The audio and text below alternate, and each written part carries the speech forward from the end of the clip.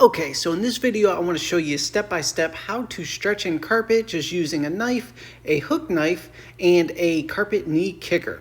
So we're going to start in the corner over here, and I'm basically making a bunch of little relief cuts so that the carpet will lay down nicely, and then we're going to trim and tuck that in. Tuck it around the door jamb there. Then we're going to go ahead and crease on this wall and get it locked onto the tack strips there. I always like to make a little release cut to wherever I creased it on, because if you don't, sometimes the carpet could just kind of work itself loose. So you make that release cut, tuck everything down, swoop, swoop, get all those fibers out of the way, make sure you did a good job. And now we're on to the next phase here. I'm going to crease the rest of this wall on here, just lock on the whole thing. Make those release cuts again. And every 2 to 3 feet, I make another release cut and just lob it off. Now, some of those pros like to use wall trimmers.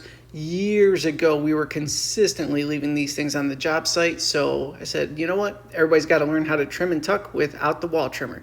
So we never bought them again. That's the story on why we don't use wall trimmers in my world. But we're going to crease it on, locking onto the strip. You see me peel it back there, run my blade along it, and then just tuck it in with the hook knife there. That wall is nice and secure in theory. Now we're at the opposite wall. Make a release cut, same thing. Cut those corners in, which you can't see right now at the moment, but that's what I'm doing. I got my knife, got my hook knife, and then we're going to go ahead and bring the kicker into play. Now with the kicker, you're going to set it about 2 inches back from the baseboard there.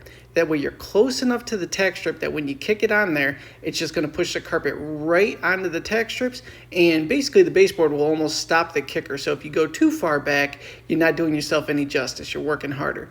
But if you're an inch or two back from the baseboard, you just give it that little tap tap. The kicker head will tap the baseboard and lock it onto the tack strips, if that makes any sense whatsoever. And then we're going to crease it on and then just slowly trim and tuck everything in.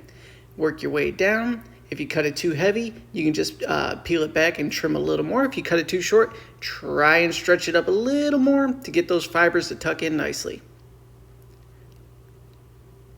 And I don't even know where I'm going to go to next here. We're going to finish trimming and tucking this. What wall am I going to pivot to? The same wall, it looks like. I can't remember what I did in this video.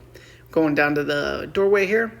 Make those little triangle cuts in the corners there. See how everything flops right into place for you? And we're going to go ahead and work our way right down to that corner, pressing any slack out of the picture.